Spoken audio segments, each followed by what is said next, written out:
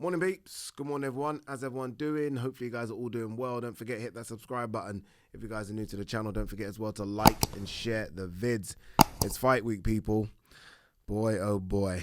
I can't tell you how excited I am for this fight. Like, I was excited about Eubank versus Smith, but this is a whole nother level. For me, it really is. I've been waiting for this fight for a few months. Remember, it was supposed to happen in, was it October?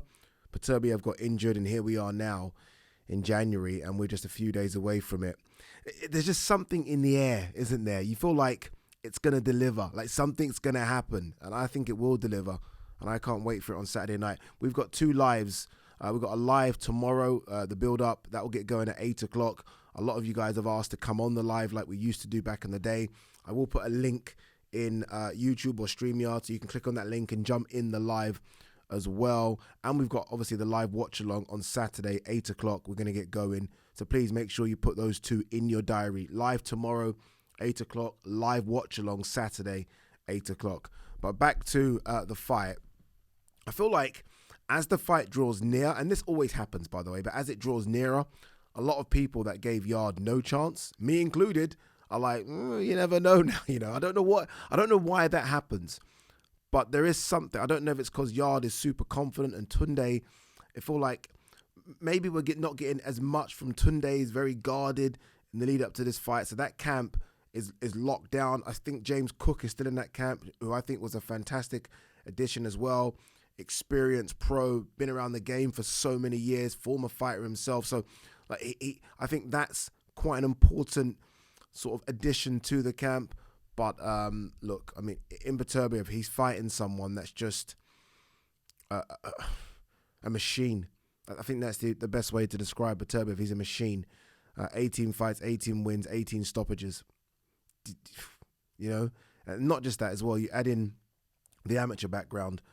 I feel like people maybe feel like we don't see, or that he can't box. It's because we don't see it. It's because he prefers a straight shootout. It's a bit like Golovkin when Golovkin was coming through and knocking everyone out. People were like, his boxing ability. I was like, what are we talking about?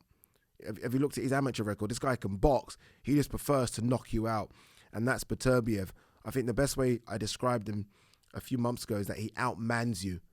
And that's kind of what it was. He'll force you to question yourself. He'll have a straight shootout with you, and you'll shoot him and you'll hit him, and you might have some success, but he'll just come back and hit you harder. And that's what he's been doing. Yarde can punch. I think Yarde's boxing ability is very underrated. I think Yarde's very, very good. He's someone that clearly, I think I said on the Eubank video the other day that in between fight camps, I wonder how much Eubank's in the gym. Yarde is in the gym in between fight camps working. He's working on his craft. He's getting better and better and better. He's obviously got the physical attributes. We know he can bang, but now he's got boxing intelligence as well. He's the fresher of the two. He's the younger. He's got the fight in his backyard. All that's well and good, and it's fantastic, all those things. But is it enough to be, I think, the number one light heavyweight on the planet, a pound for pounder? I know people are saying Beterbiev's 38, but sports science, if you live your life correctly, 38 isn't as old as we once thought it was. At 38, you're done, aren't you? You're retired, you're finished.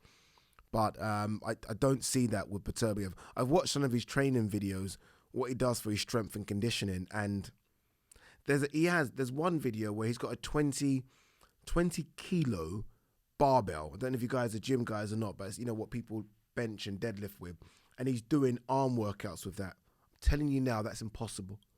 I've seen it though. I've seen the video. This guy has a lot. He honestly has a lot. And there's look, I know Yarde. Yarde is from my area, if you like. I'm from Stratford, he's from Ilford. There's a part of me that wants Yarde to win. I know Tunde, I want them to have success. But there's also a very selfish side of me that wants to see Bivol Beterbiev. I want to see that fight. I really do.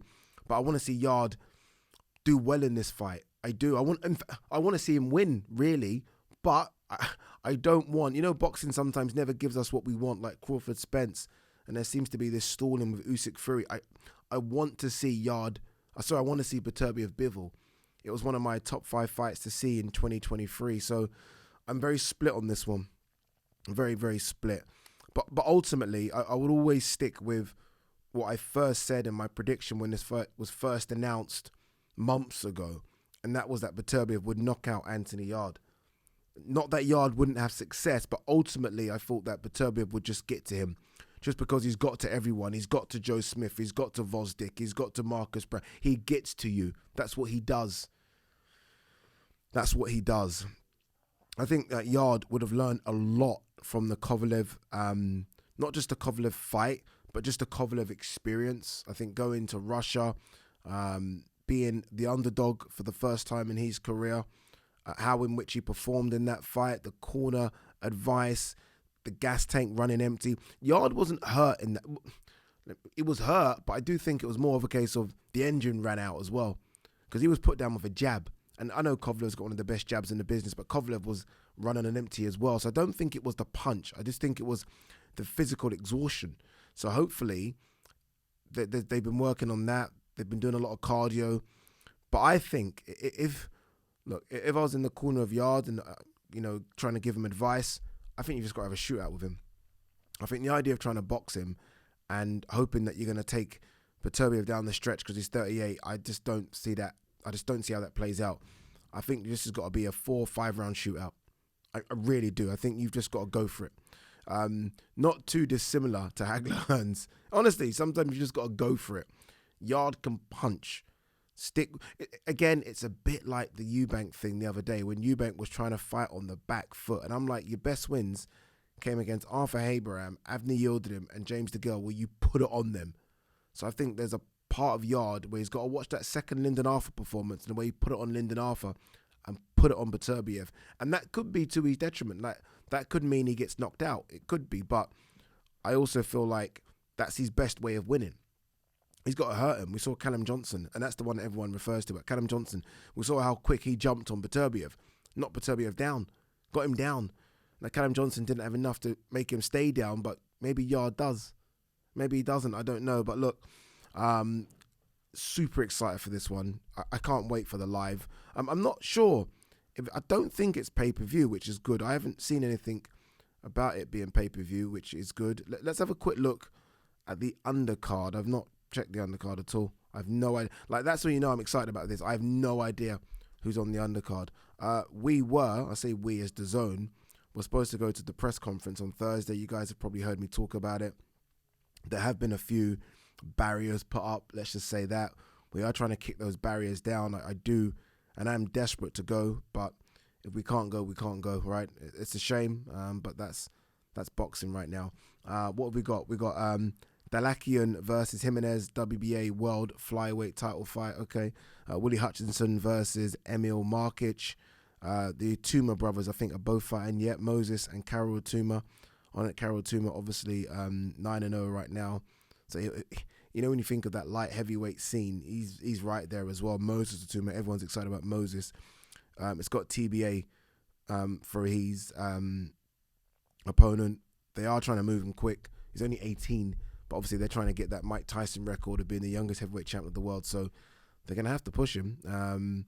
But it'll be interesting to see what kind of opponent he fights first time round. But yeah, again, look, quickly back to it. We are doing a live tomorrow. Make sure you join in on that one, and then the live watch along on Saturday. All right, let's quickly see if there's any other news whilst we're here. Showtime head on Crawford's transparency demands. Absolutely baffling. I got to have a certain level of trust. I think Crawford wanted to know everything. And look, I know some fighters say that they are shown everything, like literally everything, the whole books, every penny that comes in, they're shown. I don't know. Adrian Broner to now face Michael Williams, February 25th, BLK Prime pay-per-view. Well, how many opponents have fallen over? Last week it was supposed to be Hank Lundy. Now it's Michael Williams.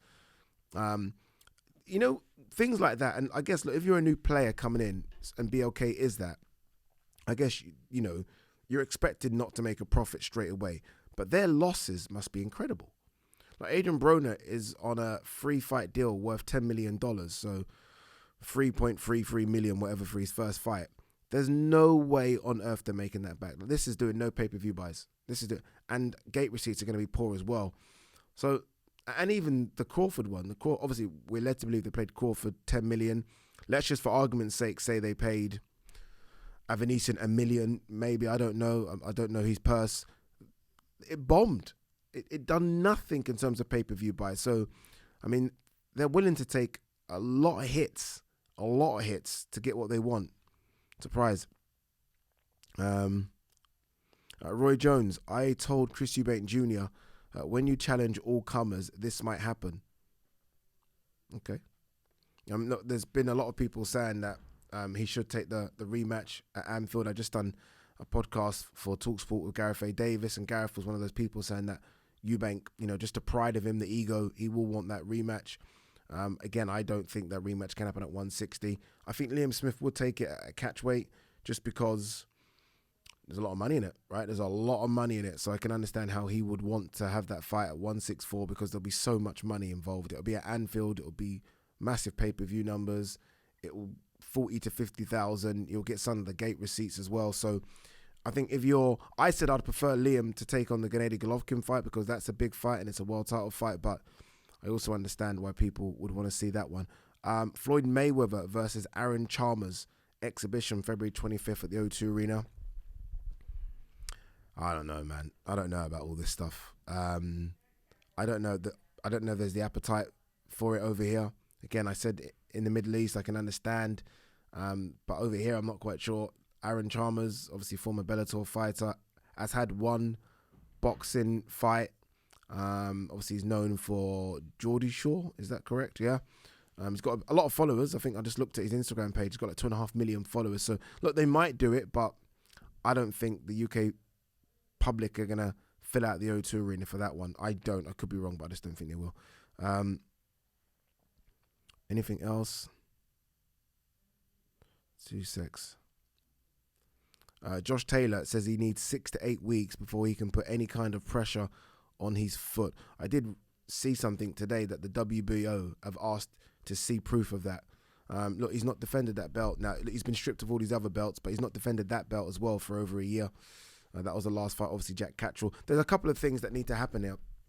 Obviously, look, he will send proof. I wonder if it's because they saw that little altercation where he jumped up off his seat and they're like, oh, 1 second, you seem okay there, but that's adrenaline.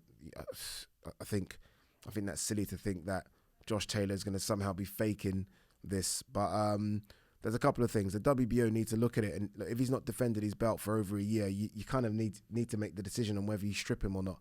Because there's people waiting, there's a queue. You're holding up the queue. You really are. And if you're Jack Catterall, I mean, you've not had a fight for over a year as well. Like, what are you doing? I mean, how's that affecting you financially? Staying at 140 can't be easy. Surely if you're Jack Catterall, you just have a stay busy fight.